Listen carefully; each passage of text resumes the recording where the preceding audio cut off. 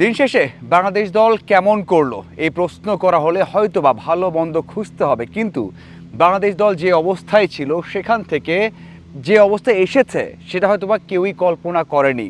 বাংলাদেশ দল 116 run 6 wicket হারিয়ে সবশেষ স্বীকৃত ব্যাটার মিরাজ আউট হয়েছেন তখন লিটনের রান মাত্র 3।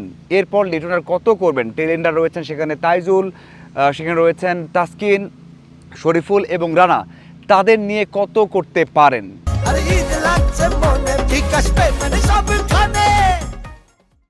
সেই প্রশ্ন করা হলে আবার উত্তর আসবে হয়তোবা 50, 60, 70, সর্বোচ্চ 100। কিন্তু লিটন তাদেরকে নিয়ে 162 রান করেছেন। বাংলাদেশ দলকে 116-6 থেকে নিয়ে গেছেন 278 রানে, যেখানে প্রথম দিনই বাংলাদেশ দল হেরে যায় এমন একটা সিনারিও তৈরি হয়।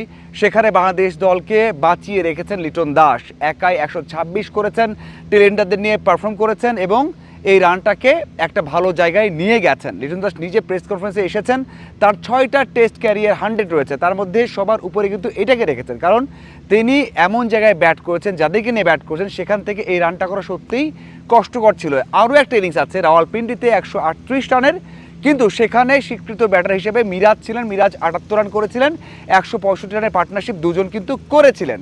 সেজন্য লিটন দাস তার এই ইনিংসটাকে সবচেয়ে সেরা ইনিংস বলছেন।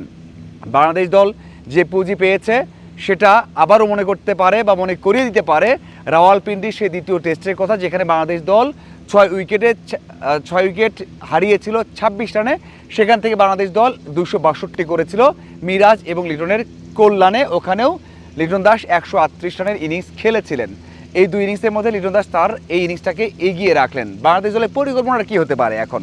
বাংলাদেশ দলের পরিকল্পনা একটাই এখন, দ্বিতীয় দিনের শুরুতে প্রথম 10 ওভারে পাকিস্তানের উপর একটা প্রেশার ক্রিয়েট করা। যদি বৃষ্টি হয় উইকেটটা ভাঙবে, বা উইকেটটা একটু বোলিং ফ্রেন্ডলি হবে, একটু আনইভেন বাউন্স হতে পারে, কারণ বৃষ্টিতে যেই গুণগত মানটা সেটা সেম থাকবে না। যদিও সিলেটের উইকেটটা সবসময় ব্যাটিং ফ্রেন্ডলি থাকে বা হয়ে থাকে, সেজন্য একটা শঙ্কা থাকছে।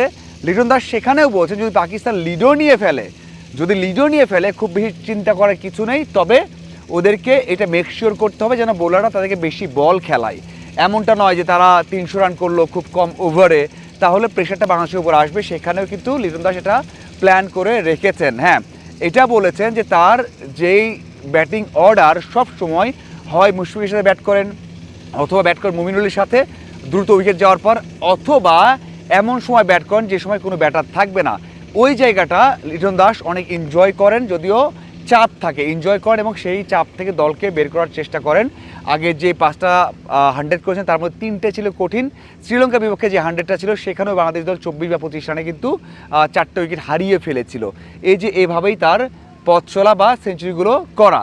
3টে সেঞ্চুরি করেছেন পাকিস্তানের বিপক্ষে, একটা আছে শ্রীলঙ্কার বিপক্ষে, একটা আছে নিউজিল্যান্ডের বিপক্ষে, আর একটা আছে আয়ারল্যান্ডের বিপক্ষে। এই হচ্ছে তার টেস্ট ক্যারিয়ার। এখন আসা যাক বাংলাদেশের ব্যাটিং অর্ডারের অন্যদের ব্যাটিং।